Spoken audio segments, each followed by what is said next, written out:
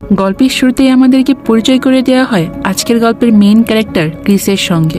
সে একটা বারে প্রতিদিন সকাল 8টার দিকে এসে ড্রিঙ্কস করা শুরু করে আর একটা মেয়ের জন্য অপেক্ষা করে, যাকে আবার সে প্রায় রাতেই স্বপ্নে দেখে। কিন্তু ওই দিন আর সেখানে ওই মেয়েটি আসে না, তাই সোজা ক্রিস চলে যায় তার কাজে।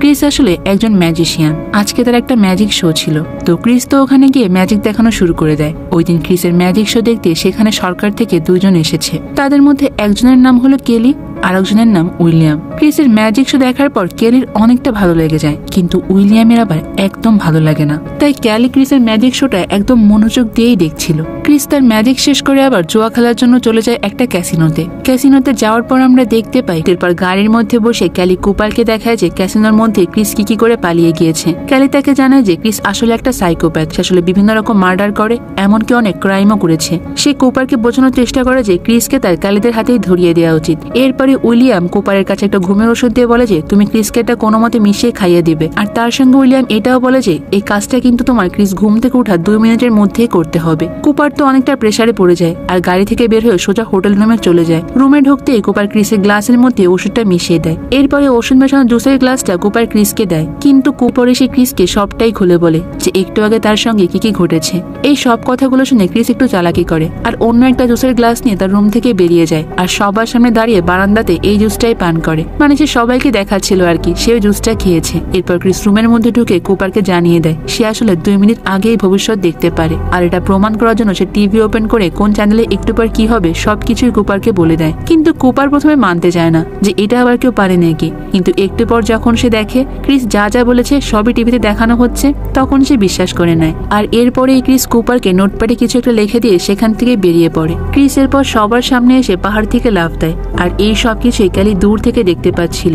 ক্রিস যখন ওই পাহাড় থেকে নিচে পালাচ্ছিল তখন আগে জানতে পেরেছিল কি হবে, তাই সেই বুলেটটা থেকে খুব ভালোভাবেই বেঁচে যায়। এদিকে ক্রিস চলে যাওয়ার পর কুপার যখন ওই নোটপ্যাডটা খোলে তখন দেখতে পায় যে ক্রিস সেখানে লিখে গিয়েছে যে একটা গাড়ি চালিয়ে তাকে একটা পানির ট্যাঙ্কি ভেঙে ফেলতে হবে। কিছুক্ষণ পর সে এটাই করে, তবে উপর থেকে এত কিছু পড়ে যাওয়ার কারণে পাহাড়ে থাকা গাছের কাঠগুলো তখন পড়ে যায়। এখানে ক্রিস তো সবকিছু আগে থেকে ক্যালকুলেট করে রেখেছিল, তাই সে খুব সহজেই সবকিছু এড়াতে পারে। রাস্তায় নামার পর সে দেখতে পায় যে ক্যালি তার দিকে বন্দুক তাক করে দাঁড়িয়ে আছে। কিনতে পায় যে তার গার্লফ্রেন্ড কুপারকে রাশিয়ান গ্যাংরা একটা হুইল চেয়ারে বেঁধে রেখেছে, এমনকি কুপারের শরীরে একটা বোমও বেঁধে রাখা হয়েছে। আর এই নিউজটা আবার সব জায়গায় ব্রডকাস্টে করা হচ্ছিল।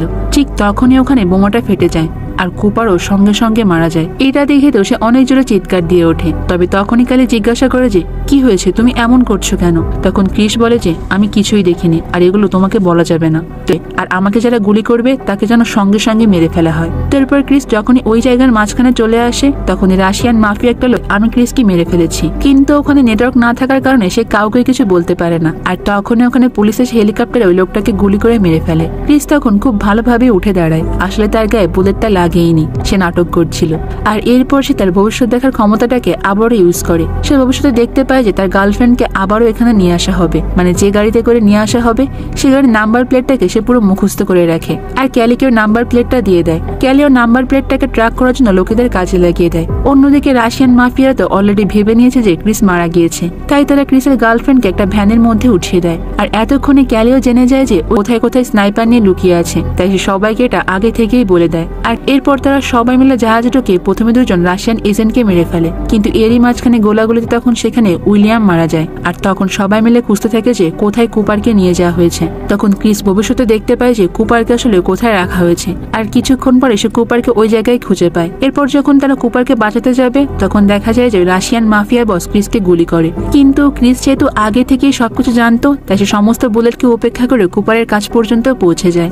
আর ঠিক এই সুযোগে ক্যালি এসে রাশিয়ান মাফিয়াকে শুট করে মেরে ফেলে। ক্যালির লোকেরা তখন অনেক সাবধানতার সঙ্গে কুপার আটকাতে হবে, কিন্তু এইসব কিছু শুধুমাত্র একটা কন্ডিশনেই করবে, আর এই কন্ডিশনটা হলো ক্রিসের গার্লফ্রেন্ড কুপারকে এইসব কিছু থেকে দূরে রাখতে হবে। ক্যালিও তখন ক্রিসের এই কন্ডিশনটা মেনে নেয় আর ক্রিসও তার গার্লফ্রেন্ড কুপারের কাছ থেকে বিদায় নেয় আর বলে যে